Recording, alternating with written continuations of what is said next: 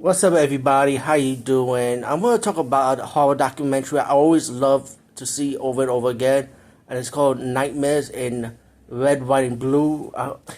Let's make sure I got the name right. Yep, because sometimes I say it differently, but yeah, it's called Nightmares Red, White, and Blue, and guess what? It's actually on Tubi TV, so you can see that right now.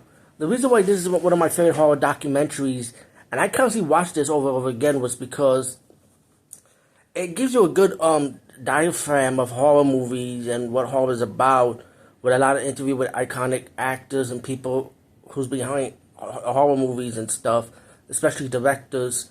So you get an in-depth of horror movies and horror entertainment. And there's a slew of horror documentaries before this one and after this one, and they've been good. But I feel like this one's the best in my opinion.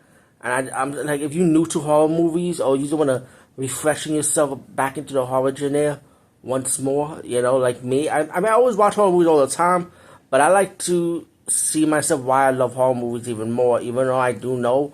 But I like to watch this documentary because these people remind me of myself, like the passion in this movie and the editing and the people they interviewed is great.